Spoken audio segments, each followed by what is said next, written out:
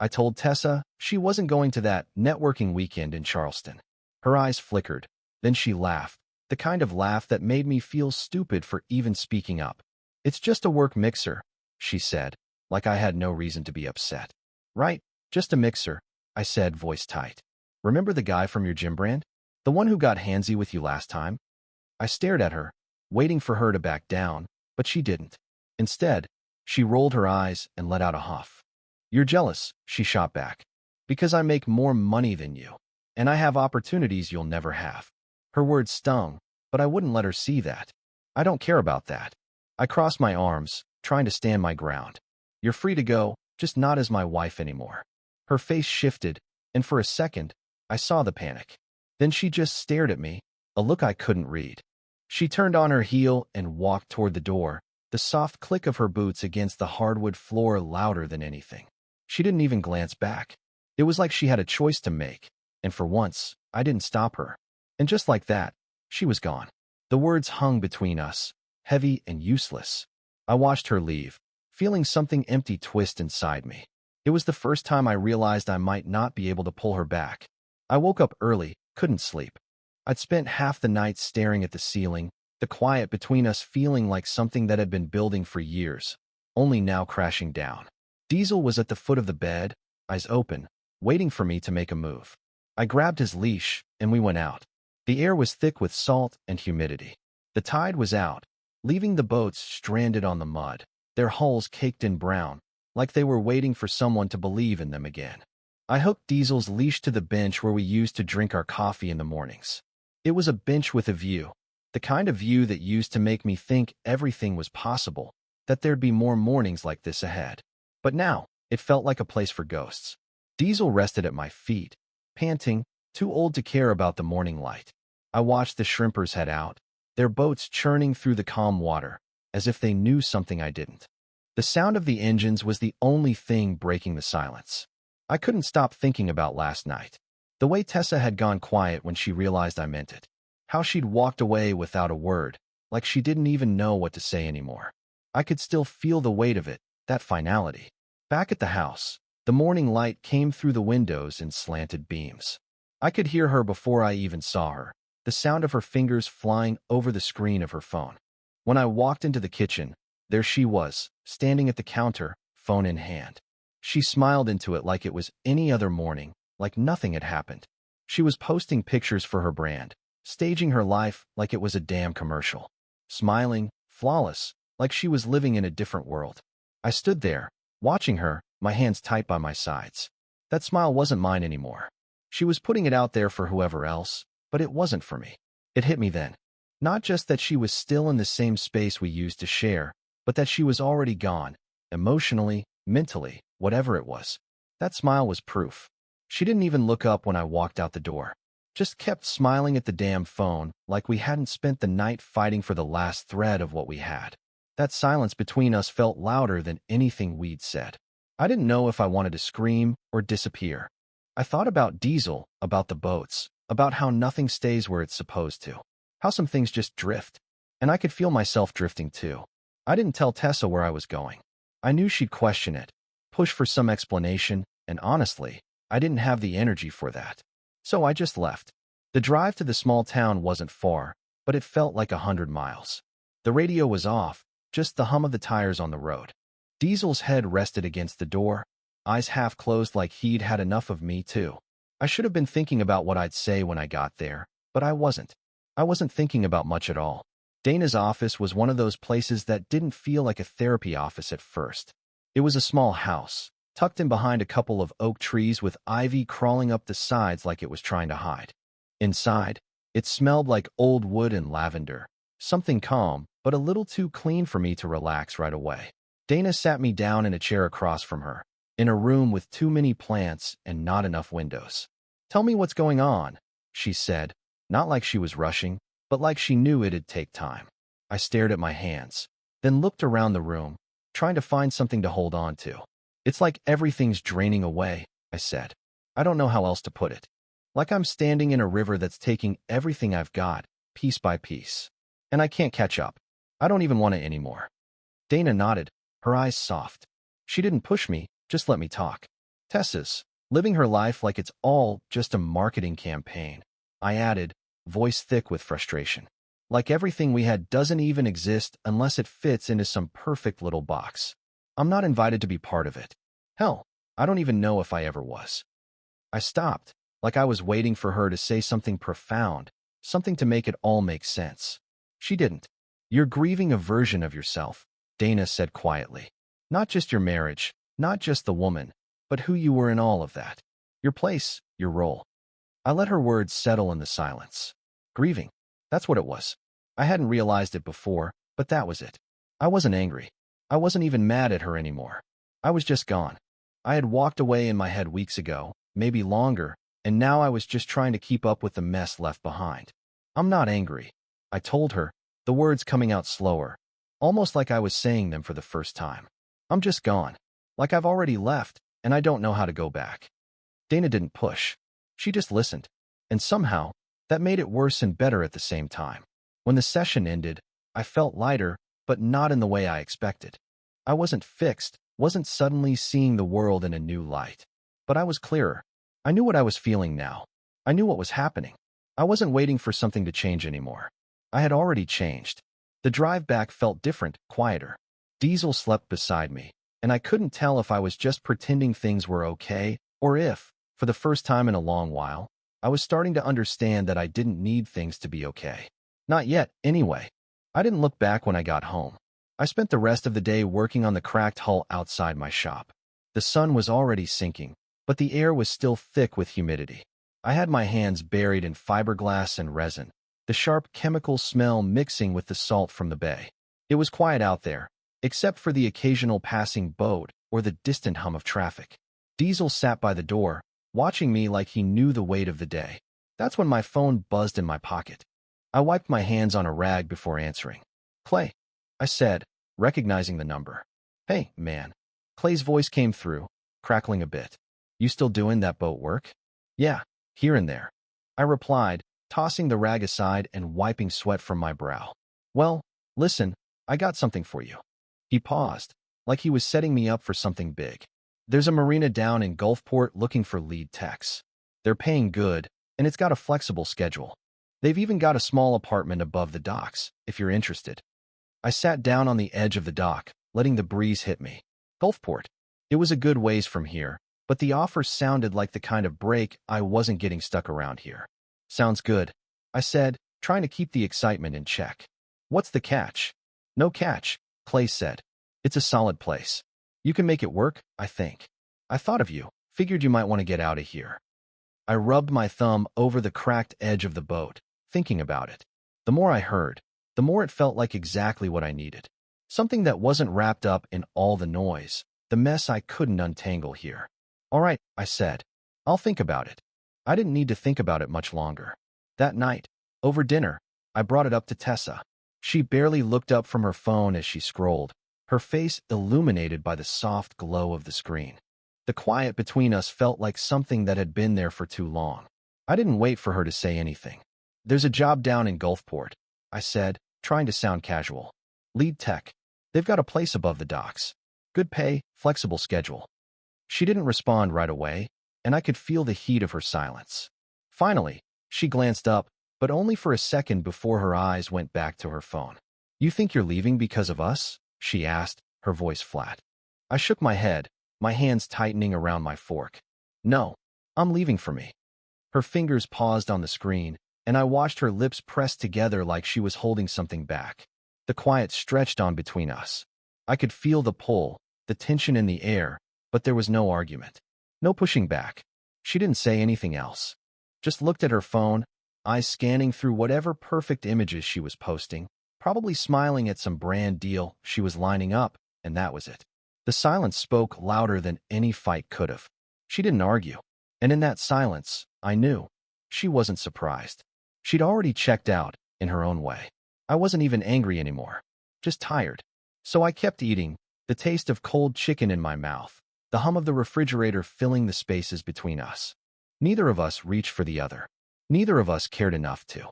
That night, she lit candles, the ones we'd been saving since our anniversary, and opened the bottle of wine we'd stashed in the back of the cabinet. I didn't ask why. Maybe it was her way of trying to hold on to something, some illusion that we were still what we used to be. We sat on the porch, the crickets humming their endless song in the background. The air was thick, the kind of heavy that made your skin feel like it was soaked through.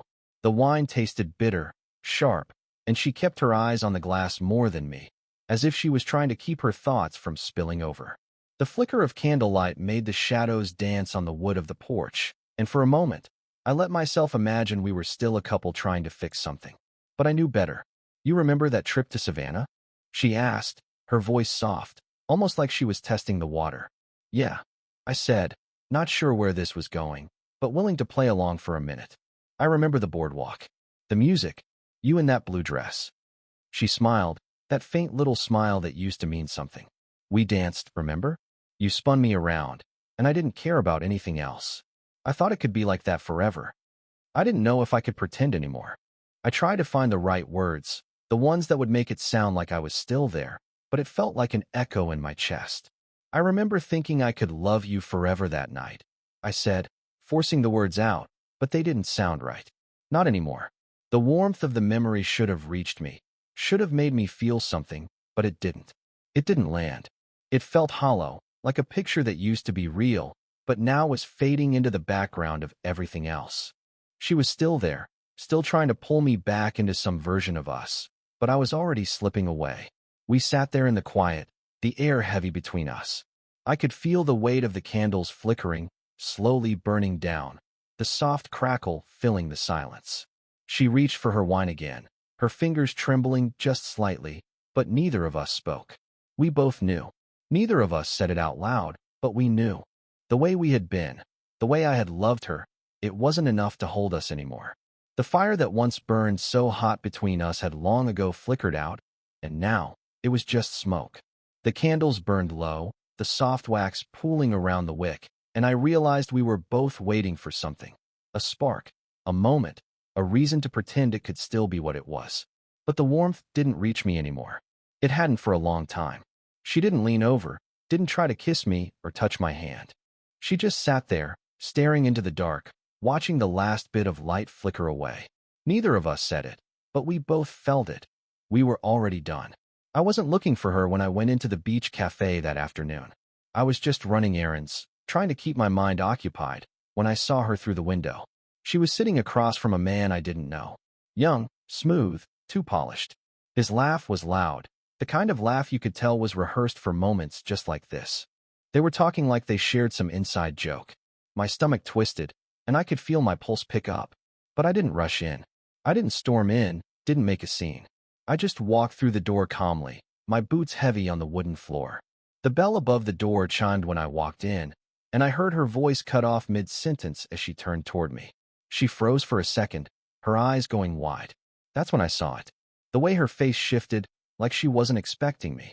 The way her shoulders stiffened, but she quickly tried to hide it behind that practiced smile. Hey, I said, looking at her, then the guy? How's it going? I nodded at him, a polite, casual nod, like I wasn't seeing exactly what was happening in front of me. He smiled back, smooth as always, and I could feel the tension in the room, but no one dared to say anything. I didn't wait for her to speak. I just turned and walked out. No argument. No confrontation. I wasn't angry. I wasn't going to fight for something that was already gone. I had no more words left in me. When I got home, she was already there, sitting at the kitchen table, her phone in her hand like she couldn't bring herself to put it down. Her eyes were red, and when she saw me, she stood up, her voice shaking. It's not what it looks like, she said, the words rushing out, desperate to make sense of the thing I'd already seen. I didn't yell. I didn't beg. I just stood there, watching her as she tried to explain, tried to twist it into something else.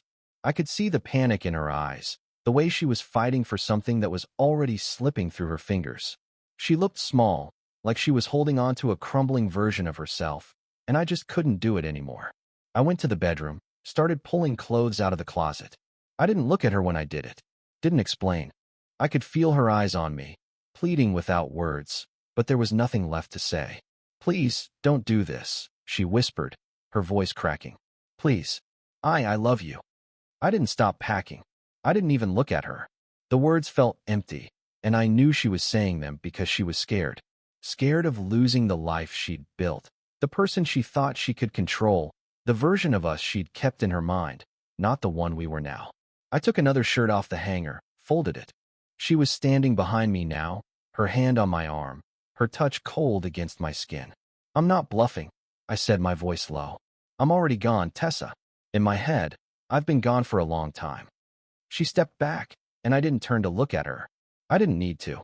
The silence between us spoke more than anything I could have said. She finally realized it. I wasn't going to wait for her to decide. I wasn't going to beg for a second chance. I had already walked away, and I wasn't coming back. The rest of the night was just a blur of movement. I finished packing, grabbed my bag, and walked out the door. She didn't try to stop me. Didn't even say goodbye. It was like she knew that, even if she begged, it wouldn't matter. I had made my choice, and the choice was already made for me. The next few days felt like they were on repeat, everything too quiet, too still. She tried to act like nothing had changed, like if she cooked breakfast or left old love notes on the mirror, everything would just fall back into place. I'd wake up to the smell of eggs and toast, the clink of silverware, but I couldn't bring myself to sit at the table. I didn't care about the food, didn't care about the notes. I just kept working on the truck, tightening bolts, and loading my gear. She would stand in the doorway sometimes, watching me, waiting for some response, but I just didn't give her one. I wasn't angry anymore. I was just numb. Every time she tried to reach for me, I could feel myself pulling away even further. Then the brochures started showing up. I found them tucked between the cushions of the couch, left on the kitchen counter, the covers folded back, just enough to catch my eye. Couples therapy. Some pamphlet with a smiling couple on the front, all soft light and perfect teeth. She was trying, I guess. Trying to do what we'd never done before. Trying to fix something that had been broken for so long it didn't even make sense to repair it. But I ignored them. Just like I'd ignored her for the past year, maybe more. She'd stopped seeing me, stopped hearing me. I wasn't going to pretend it could be anything else now. One night, she lost it. The kind of breakdown that was as much frustration as it was hurt. She stood in the living room, her hands clenched at her sides, tears running down her face. "Are you shutting me out on purpose?" she asked, her voice cracking. "Is that what this is? You're just done?" I didn't answer right away. I wasn't looking for a fight, wasn't trying to drag this out any longer than it had to be. But I wasn't going to lie either.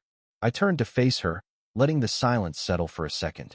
"I'm not trying to be reached," I said, my voice calm, almost too calm. "I've already walked away, Tessa. In my head, I've been gone for a long time."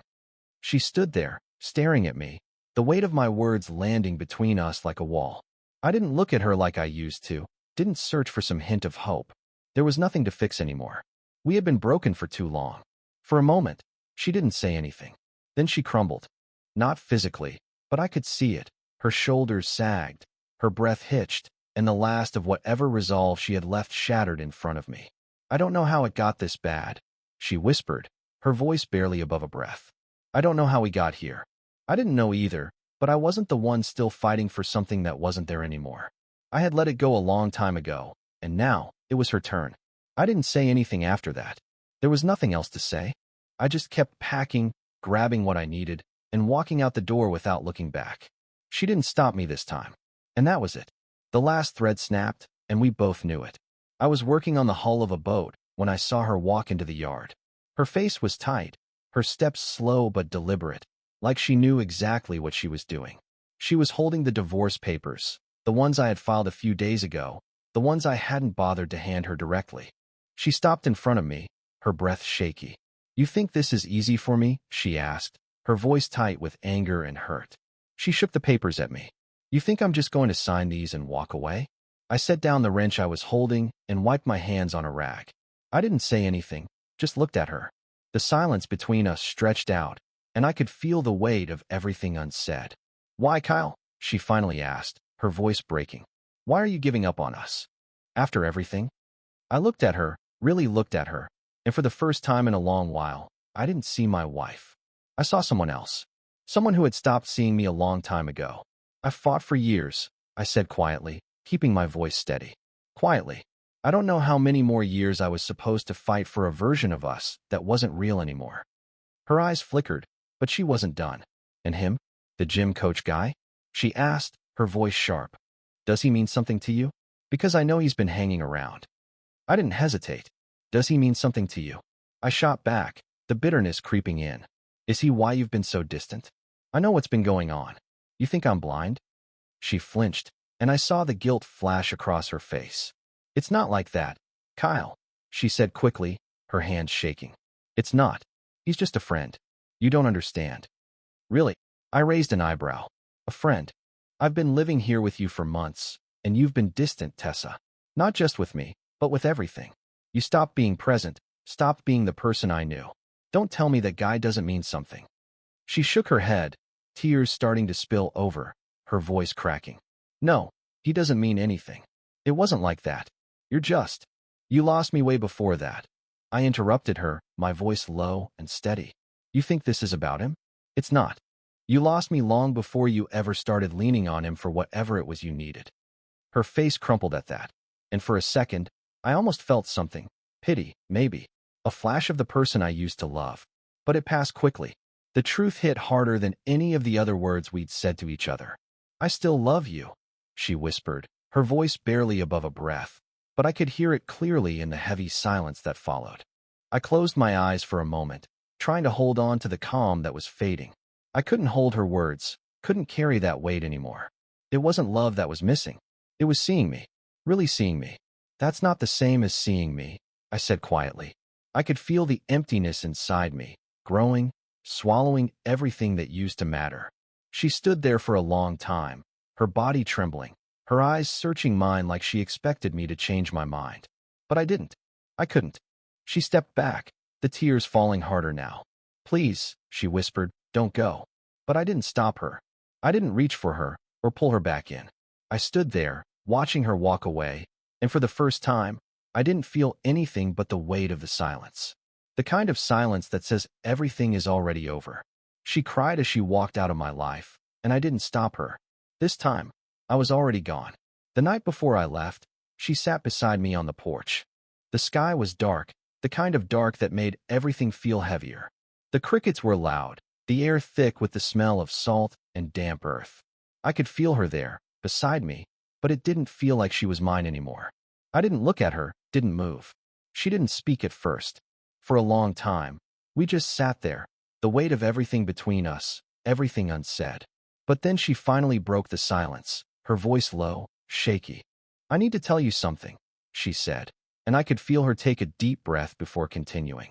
I had an affair. I didn't turn to her, didn't say anything right away. The words hit me, but I'd been expecting them, in some way. She didn't try to explain it, didn't offer any excuses, just let the words hang in the air between us. I'm sorry, she added, her voice breaking. I don't know why I did it. I thought I was lost. I thought I was invisible to you. I missed feeling seen, feeling wanted. I stayed still, the rocking chair beneath me creaking as I shifted my weight. There wasn't any anger, not anymore. Just a dull ache, a kind of resignation. It was like she was talking to someone else, someone she could explain herself to, but not me. I used to be your mirror, I said, my voice steady but low. I used to reflect back who you were, everything you wanted me to see. And when I stopped seeing you the way you wanted, you found someone who would. She didn't say anything for a long time. I could feel her eyes on me, but I didn't look. I couldn't. I want you to forgive me, she whispered, barely audible, like the words were slipping out against her will. She reached for my hand, but I pulled it back before she could touch me. I'm not angry, I said, my voice quiet but firm. I'm just done, she gasped, like she wasn't ready for those words, like they cut deeper than anything else. Please, she whispered, her voice cracking. Please, Kyle. I never meant for it to be this way. I never wanted to lose you. I closed my eyes for a second, letting the cool air hit my face. The tears in her voice didn't break through. Not this time. I had already left. I had already walked away, piece by piece, long before any of this came to light. Her shoulders shook, and I heard the soft sound of her crying. But I didn't move, didn't try to comfort her. I couldn't anymore. She wasn't mine to save. I wasn't her anchor anymore. She kept crying, the sound of it filling the silence between us, but I didn't reach for her. I let her cry because that was all that was left. There was no fixing this. There was no turning back. So I sat there, as the night pressed in around us, and I didn't look at her. The only thing that felt real now was the distance I had created between us, the space that couldn't be closed. I wasn't her anchor anymore, and she knew it. A year later, she showed up at my new place. I was out front, working on the fence when I saw her car pull up. It wasn't like the old place. The house was small, quiet, tucked away near the coast. The kind of place I could disappear into if I needed to. I didn't know she knew where I'd gone, but I guess it didn't matter. She stepped out of the car, holding something in a paper bag. When she got closer, I saw it was a sapling, the thin kind with delicate leaves. "I thought we could plant it," she said, her voice softer than I remembered. "It's a river birch. Strong, slow-growing." She held it out to me, her eyes searching mine like she was waiting for something. Some kind of sign, maybe. I took it from her without a word, and we walked to the edge of the property, near the little patch of open ground by the water. She didn't ask if I wanted to do it. Didn't ask if I was ready. She just stood there, quiet, as I dug the hole. When the hole was deep enough, I set the sapling in place. We worked in silence, the air thick with the salt of the sea and the sounds of the wind stirring the leaves around us. The earth was cool in my hands, the roots settling into the dirt, and for a moment, it felt like everything was starting over. Like something new could grow here, even if we couldn't. She stood back when I finished, her hands wringing together. "I'm sorry," she said, looking at the sapling. "Not just for what I did, but for not seeing you. Not really. I should have seen you. I should have known." I didn't look at her right away, just focused on the little tree, the way the leaves fluttered in the wind. "I forgive you," I said, my voice steady, but the words felt final, like they were the last thing I had to give. She nodded, but didn't say anything else. For a moment, it was just the two of us, standing there. I didn't know what she expected me to say. Maybe she thought I'd change my mind. Maybe she thought we'd somehow go back to what we were. But I knew better. That part was done. She looked at the tree one last time, then back at me. "I hope it grows strong," she said, like she was saying goodbye without saying it. I watched her walk back to her car. She didn't ask me to follow, didn't try to hold on. And for the first time, I felt free, without needing to explain it to anyone, without needing anything more. I watched her drive away, the dust from her tires settling in the air, and I knew, in that moment, everything I needed was already here. The quiet, the space, the room to breathe. I didn't need to follow.